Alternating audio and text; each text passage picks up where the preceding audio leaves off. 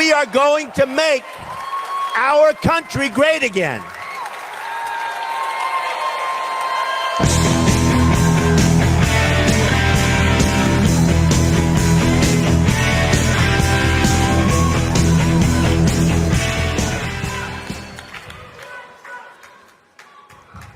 It can happen.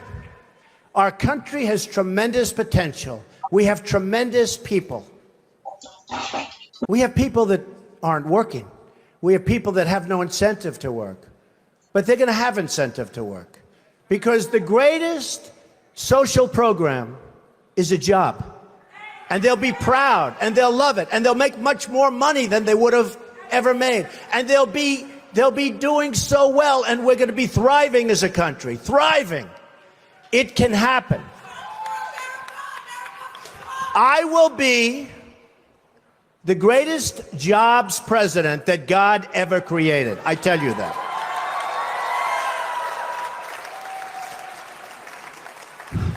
I'll bring back our jobs from China, from Mexico, from Japan, from so many places.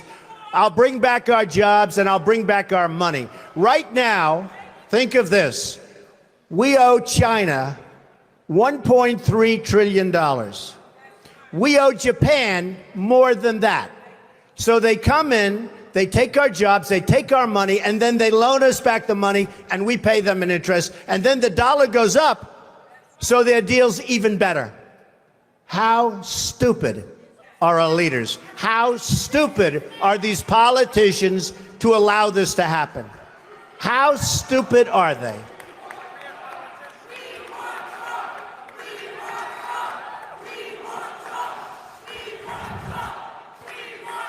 I'm going to tell you, thank you. I'm going to tell you a couple of stories about trade, because I'm totally against the trade bill for a number of reasons. Number one, the people negotiating it don't have a clue.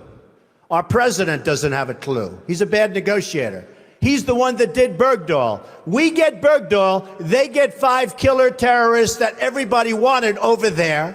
We get Bergdahl, we get a traitor. We get a no-good traitor, and they get the 5 people that they wanted for years, and those people are now back on the battlefield trying to kill us.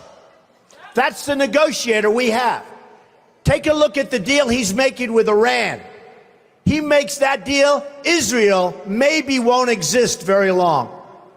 It's a disaster, and we have to protect Israel. But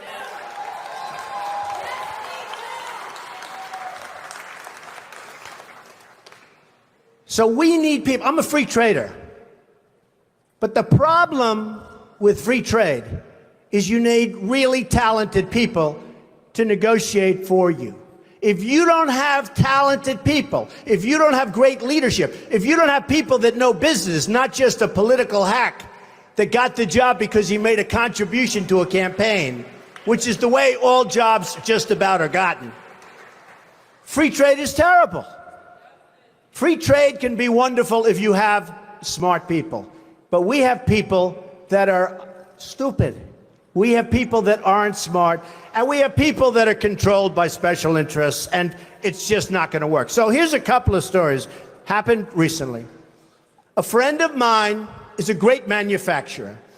And you know, China comes over and they dump all their stuff. And I buy it. I buy it. Because frankly, I have an obligation to buy it. Because they devalue their currency so brilliantly. They just did it recently, and nobody thought they could do it again. But with all our problems with Russia, with all our problems with everything, they got away with it again. And it's impossible for our people here to compete. So I want to tell you this story. A friend of mine is a great manufacturer. Calls me up a few weeks ago. He's very upset. I said, what's your problem? He said, you know, I make great product. And I said, I know that because I buy the product. He said, I can't get it into China. They won't accept it. I sent a boat over and they actually sent it back. They talked about environmental. They talked about all sorts of crap that had nothing to do with it. I said, oh, wait a minute, that's terrible. Does anyone know this? He said, yeah, they do it all the time with other people. I said, they send it back? Yeah. So I finally got it over there and they charged me a big tariff. They're not supposed to be doing that. I told them. Now, they do charge a tariff on trucks. When we send trucks and other things over there, ask Boeing. They wanted Boeing's secrets. They wanted their patents and all their secrets before they agreed to buy planes from Boeing. Hey, I'm not saying they're stupid. I like China. I sell apartment for I just sold an apartment for $15 million to somebody from China. Am I supposed to dislike them? I own a big chunk of the Bank of America building in 1290 Avenue of the Americas that I got from China in a war. Very valuable. I love China. The biggest bank in the world is from China. You know where their United States headquarters is located? In this building, in Trump Tower. I love China. People say, oh, you don't like China. No, I love them. But their leaders are much smarter than our leaders. And we can't sustain ourselves with that. There's too much. It's like take the New England Patriots and Tom Brady and have them play your high school football team. That's the difference between China's leaders and our leaders. They are ripping us. We are rebuilding China. We're rebuilding many countries. China, you go there now, roads, bridges, schools, you never saw anything like it. They have bridges that make the George Washington Bridge look like small potatoes. And they're all over the place. We have all the cards, but we don't know how to use them. We don't even know that we have the cards because our leaders don't understand the game. We could turn off that spigot by charging them tax until they behave properly. Now they're going militarily. They're building a military island in the middle of the South China Sea, a military island. Now, our country could never do that because we'd have to get environmental clearance. And the environmentalists wouldn't let our country. We would never build an ocean. They built it in about 1 year, this massive military port.